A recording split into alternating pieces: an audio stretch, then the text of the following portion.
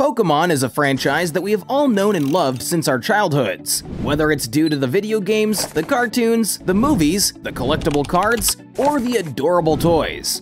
We have all been involved in the fanbase in some way, and Nintendo has made sure to keep the brand consistent, so even decades after its original conception, the empire refuses to slow down.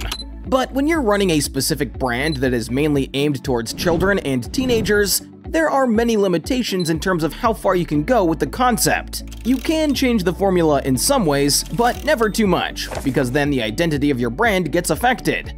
And due to that, some of the crazier ideas that we could have implemented in a Pokémon game have always been ignored. Palworld is a game that serves as the wild dream that Nintendo couldn't dare achieve. Because, let's be honest, who hasn't thought of random things like Pokémon using guns, or humans shooting down wild Pokémon, or even cooking and eating them like real-world animals? These are some edgy thoughts, but they hold potential of being fun at the same time. And to say that Palworld has taken the world by storm would be understating the success that it has achieved, with 12 million units sold and 7 million players actively enjoying it on the Xbox Game Pass subscription service, which makes up a total of 19 million players mere weeks after the game launched. Given that Palworld is the equivalent of Frankenstein's monster as a video game, it shouldn't logically work, but somehow it does, and we're about to get into why. Ridiculously fun gameplay. The quickest way to describe the genre of Palworld is that it's a combination of Valheim and Pokémon into one package, which makes it an open-world sandbox survival game at its core. The game gives you a large open world to explore, and you can find pals in every corner of it. Pals are exactly like Pokémon, which means that you can kidnap them to do your bidding as soon as you find them. You can make them fight for you, work for you, and some of them can even be mounted, which can then be used for both exploration and combat. You can build many different kinds of structures in the game, which include setting up camps and factories to farm resources. You can make your pals work alongside you, which is a very fun concept as it speeds things up. Since PvP is not yet available, the gameplay is centered around playing by yourself and having your friends join in on the fun. The survival mechanics of the game surprisingly have a lot of depth, as things such as working conditions, hunger, cooking, hunting, and more are included as part of the experience. But it's not just about surviving. The game has a lot of action-packed things to do. You can find boss fights, legendary pals who are stronger than your average companions, and evil trainers who are wreaking havoc around the world and must be stopped by the player. Just like the actual Pokémon games, you can upgrade your pals and raise their stats by grinding. And the player's character is more than a simple avatar as well, as you can raise your stats too and equip yourself with different kinds of weapons. Palworld does what Nintendo don't. The entire gimmick of Palworld is that it lets you do things that Nintendo wouldn't in a Pokémon game, and it's somehow more than enough for the game to be fun. Prime examples of this are things like using guns to hunt down pals and other NPCs, mounting weapons on your pals to hunt and inflict chaos around the world, using explosives to blow up both the environment and other pals, and other similar things. Then we have the fact that the game lets you abuse the pals in ways that aren't just as simple as putting them inside a Pokeball and forcing them to fight for you.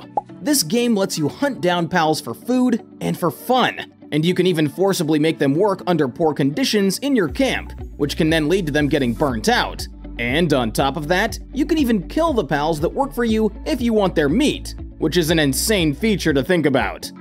Now, one thing to note here is that while these elements sound very grim on paper, it's not as serious in Palworld itself. The game feels like a meme half of the time, and that makes it incredibly fun. And the evil things that you can do feel more like a parody of the genre, which makes it pretty funny rather than something that would otherwise make you sick to your stomach. Campy and hilarious. The number one thing that makes Palworld work as a game is the fact that it's a game that is meant to be fun. It's not something made by 1,000 AAA developers who have to limit the fun elements with seriousness or annoying microtransactions to ensure that while the player has fun, they don't have too much fun and must rely on buying DLC and in-game items. Instead, Palworld takes a ton of different elements from different genres of gaming and combines them into one fun package that lets the players go wild. Shooting rocket launchers at Pokémon while flying and then crashing into a camp full of poor pals just trying to get by while your friends laugh in your ears at the absurdity of it all is something that you just have to see to believe. Early access, warts and all. Palworld is an early access game that costs $30 in first world countries and less in other regions.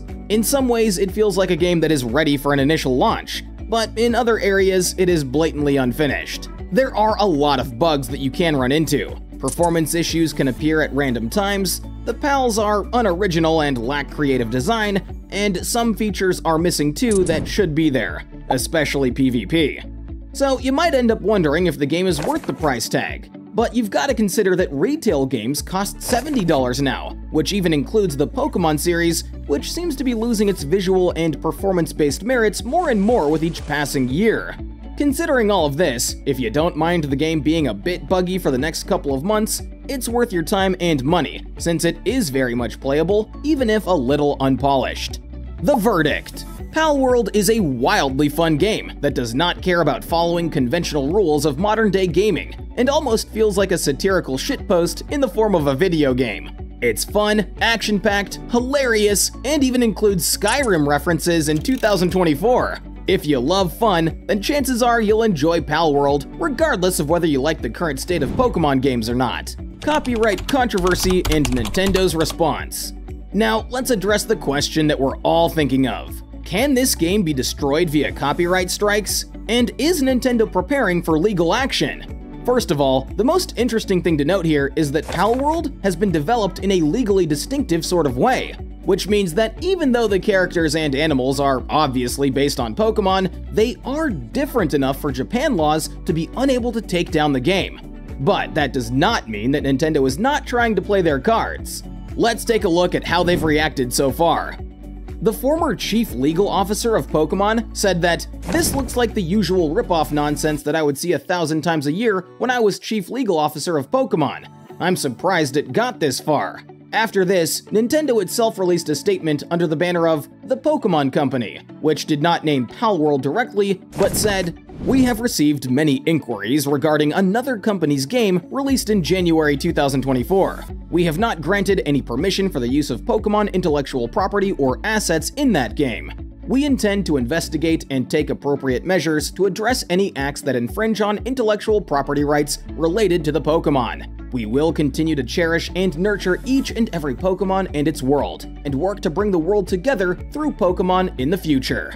And last but not least, Nintendo is actively taking down mods for Palworld that transform the pals into actual Pokémon, or turn the trainers into characters like Ash. So Nintendo is actively looking into the game and seeing what they can do to take it down.